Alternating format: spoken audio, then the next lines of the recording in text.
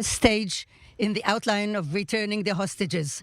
The IDF, with all the relevant bodies, preparing everything for the acceptance of the hostages. In the intelligence headquarters, they completed their preparedness. We continue to act at these moments to prepare ourselves. We have the duty to do everything, in order to bring back the hostages, the elderly, the women, the men, and obviously the children, our children, to bring all of them back home. We're talking about a very complex procedure which is not finalized. It can take time and it can take a few stages. I want to reiterate, it's still not finalized. It can take time until it will be. Our principle was and still is to update the families of the hostages first and only then to update the public. The next few days are going to be typified with minutes of happiness and pain. There might be some psychological terror exerted at us by the terror organizations. Please avoid disseminating rumors or unbased announcements. We're talking about life and death here. Please listen to the official announcement from official bodies. We're going to make sure to update you with the most reliable information. After we know it is based, we will update you with reliable information. The Chief of Staff had an evaluation today and he approved the war plans for the continuation and especially the preparedness for the next few days. The Chief of Staff met with the combatants and had conversations with the commanders. Every division commander came up on the phone. All the commanders of the battalions spoke to the Chief of Staff.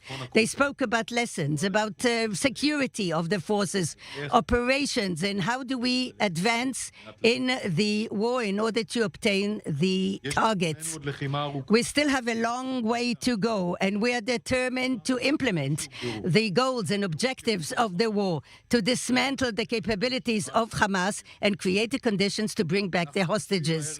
We are exposing this evening new documents, quite significant, from the underground infrastructure under the Shifa Hospital.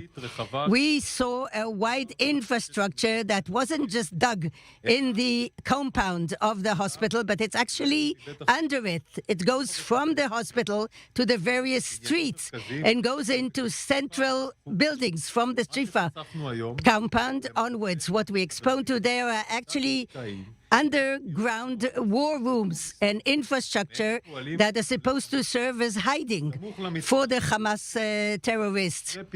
Another 2 shafts were discovered. Apparently, they connect the underground infrastructure outside to the street, under the building to other buildings. One of them that I went into is an educational establishment. You can see classrooms within this apartment. You see a blackboard with English lessons for the children, just side by side with a shaft, with a floor, that secretly goes into the wall. And from there, you take steps and you go down into a tunnel which goes to the Shifa Hospital and continues to the north. You see control rooms inside. Terrorists, they go into the hospitals, they go into that sort of school, and they use these children as human shields. We exposed it today to the world and will continue to expose it and dismantle it. We will do everything in order to destroy the entire outline of the tunnels.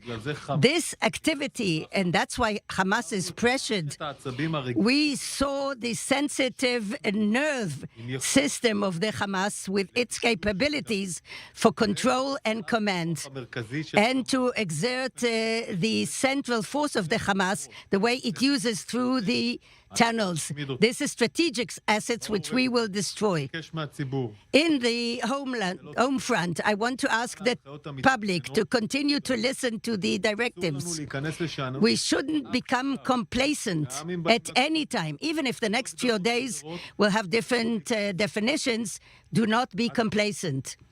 Until today, we updated the families of 392 fallen soldiers in the battles, and we accompany the families. We strengthen them. May their memory be for a blessing. Questions? Channel 11. They say that not every shooting towards their forces will not be considered as a violation of the truce. The two other MIAs that we had, this was a problem at the time. And what do you do now in order to avoid the same problem? I'd like to clarify a few things regarding your question. We held today a discourse of the Chief of Staff with all the commanders. I don't know exactly when the truce is going to be implemented. We're going to be prepared to do whatever we need to. At the moment, we focus on the war. What we did today was to expose the tunnels of Hamas and destroy them. That's what we're going to do in the next 4 hours, and we'll continue to do so until the stage comes that we have to stop. This stage, if it does come, we will stop the operation. We are an army. We're going to materialize what the government decides. We will hold the field, will enable the conditions to bring back their hostages, because that's the supreme goal of this war. And we will create the operational conditions. They'll be complex, but we'll know how to grapple with them. We have commanders with discretion. We have lessons from the past. You mentioned it. We're going to be in a position that we hold a good operational picture of our forces. We will have challenges, but we will be able to do the important task of bringing back the hostages. Until it doesn't happen, everything goes as usual. We are going to destroy the terror infrastructure and focus on the war.